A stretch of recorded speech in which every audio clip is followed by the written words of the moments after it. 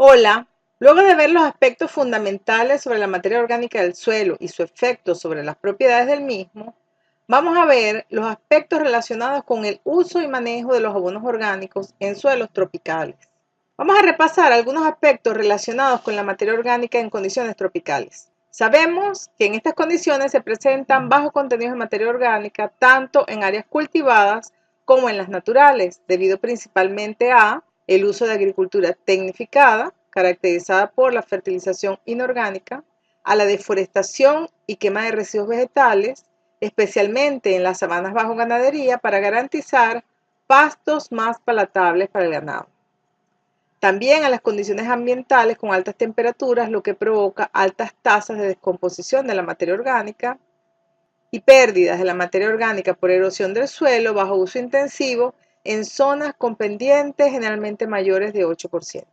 Lo que mencionamos en la lámina anterior es a modo general, pero existen prácticas de manejo que reducen los contenidos de la materia orgánica del suelo. Por ejemplo, la reducción en la producción de biomasa por el reemplazo de vegetación permanente por cultivos anuales, el cambio de una vegetación mixta o policultivos por monocultivos, el uso de especies más exigentes y menos productoras de biomasa, los cultivos con alto índice de cosecha, la tala y la quema irracionales. También la reducción en el aporte de materia orgánica por la quema de los residuos de cosecha, el sobrepastoreo o la remoción de los residuos, como es el caso de los pastos de corte.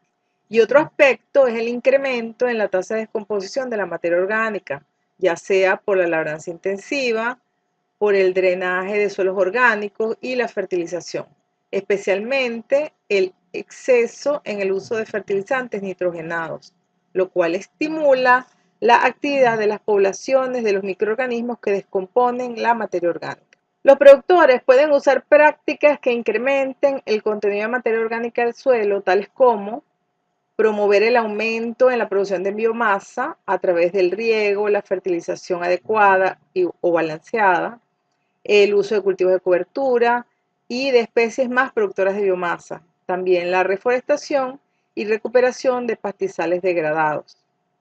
Otro sería el incremento en el aporte de materia orgánica al suelo a través de dejar los residuos de cosecha en la superficie en lugar de incorporarlos, la protección contra el fuego, el pastoreo directo en lugar del corte y sacar el material fuera del campo, el control de plagas y roedores, la aplicación de abonos orgánicos de tipo compost y estiércoles, entre otros. También el uso de cultivos de cobertura, mulch o abonos verdes.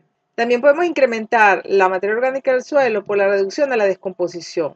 Esto sería a través de la disminución de la labranza, a la disminución de la temperatura del suelo, utilizando coberturas vegetales. Por muchos años, los desechos de la agroindustria y los desechos orgánicos urbanos han sido depositados en ríos, basureros o enterrados. No es sino hasta hace poco que empezamos a determinar el impacto contaminante de estos materiales y comprender la capacidad finita de dilución que tienen nuestros ríos y el planeta en general. Esto ha conllevado a una búsqueda de nuevas opciones para el manejo de estos residuos. Una de las opciones de manejo que más se están utilizando en el ámbito nacional e internacional es el compostaje, ya que se ha reconocido el valor nutricional y el potencial de estos materiales como mejoradores de los suelos. En los últimos años se ha dado una revalorización de la biología del suelo como un componente importante en los sistemas de producción y se han empezado a utilizar prácticas de manejo a nivel de finca que permiten restablecer la vida del suelo. La adición de materia orgánica de una u otra forma, ya sea como coberturas vivas o coberturas secas, la adición de ácidos húmicos, la adición de materiales orgánicos frescos, como por ejemplo la pulpa de café, la cachaza, la gallinaza, o la adición de compost, son algunas de las formas en las que se pretende restablecer la vida del suelo. Estos materiales presentan algunas ventajas tales como favorecer la diversificación de la vida microbiana a través de la aireación y de la diversificación de los sustratos, dándole una mayor estabilidad al sistema suelo. No ha sido sino hasta que los abonos orgánicos han sido popularizados por los productores orgánicos que algunos productores convencionales han mostrado algún interés al reconocer sus ventajas a nivel de suelo y también como una opción de manejo de los desechos de la propia finca. Esta popularización en el uso de los abonos orgánicos que nace entre productores ha generado una serie de confusiones en la terminología utilizada para denominar las diferentes formas de los abonos orgánicos. Entonces, vamos a llamar fertilizante abono orgánico a todo aquel material de origen orgánico, ya sea vegetal o animal, que es utilizado para la fertilización de los cultivos o como mejoradores de la propiedad del suelo. Se pueden caracterizar como fuentes principales de nutrimentos, las cuales pueden ser, por ejemplo, un organismo que se inocula, que es lo que llamamos un biofertilizante, donde el aporte del nutriente es el resultado directo de la actividad del organismo, tales como rizobio, micorrizas, azotobacter, bacilos subtilos, etc. O también pudiera ser la materia orgánica misma como fuente de nutrientes. Es importante también diferenciar claramente que un abono orgánico no es necesariamente lo mismo que un abono para agricultura orgánica. Aunque en nuestro país no existe como tal una legislación propia para la certificación de agricultura orgánica como en otros países del continente, existen grupos de investigación que están trabajando en ello en la actualidad. Los abonos permitidos en la agricultura orgánica están regulados por las normas internacionales de certificación. Por ejemplo, en las regulaciones del uso de excretas frescas, tanto en la legislación europea como en la legislación de Estados Unidos, incluyen algunas restricciones del uso. En Europa se regula la fuente de las excretas, por lo que las excretas de animales totalmente estabulados no pueden ser utilizadas para la producción orgánica, sin importar que sean compostadas o no. Mientras que en la legislación de Estados Unidos el mayor problema es el riesgo del uso de excretas sin procesar sobre la salud humana.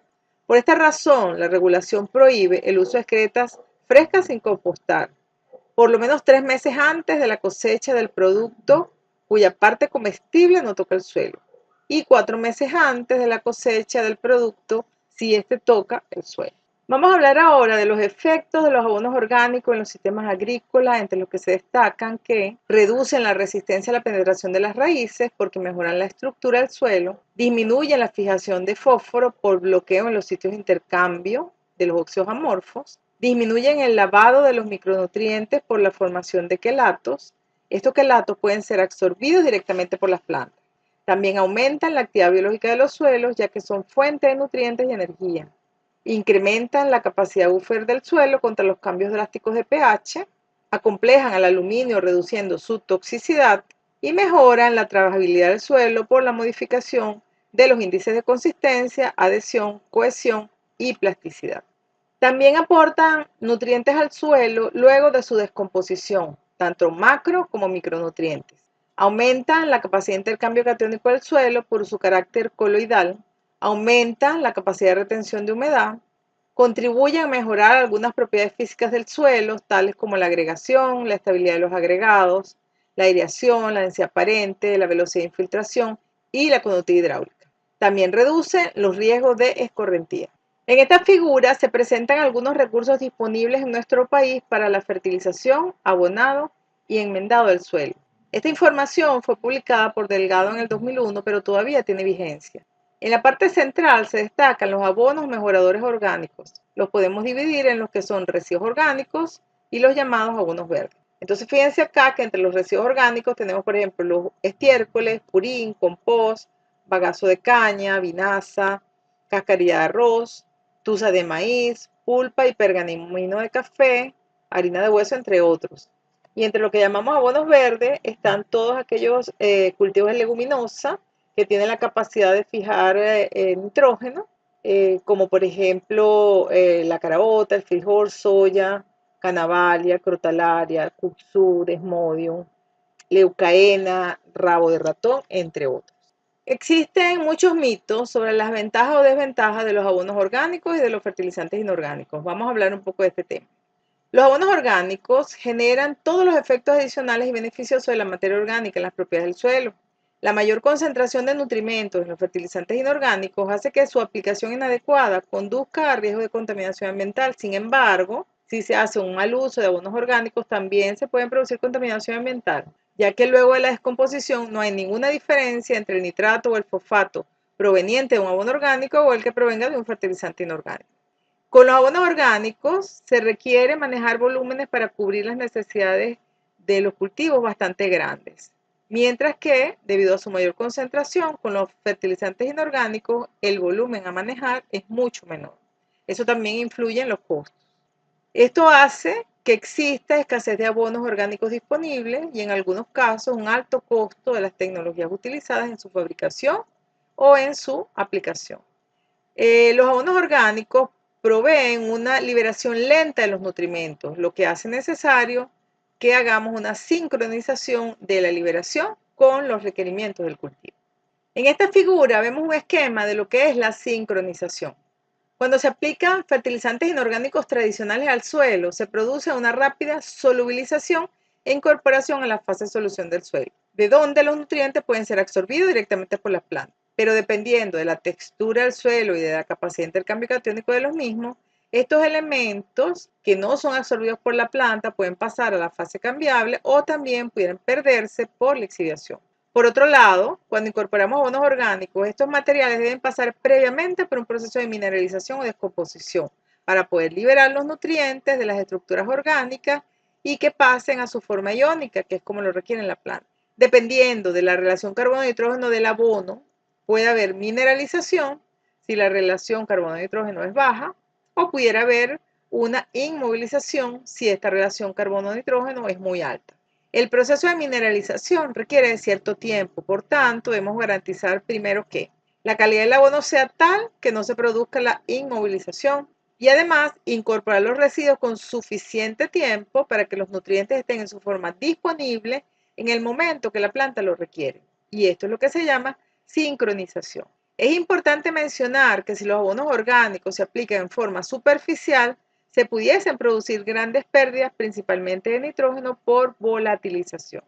Siguiendo con la comparación entre los abonos orgánicos y los fertilizantes inorgánicos. En los abonos orgánicos pueden existir problemas de mal olor y pueden hospedar organismos transmisores de enfermedades y plagas. Esto se quita con el procesamiento. Por esta razón es muy importante el proceso de compostaje. Por otro lado, los abonos orgánicos, dependiendo de su origen, pueden contener metales pesados como impurezas en cantidades variables. Esto es muy común cuando el material de origen es un residuo industrial, especialmente en los lodos de plantas de tratamiento. El alto contenido de humedad de los abonos orgánicos encarece el transporte de los mismos y en muchos casos dificulta su aplicación.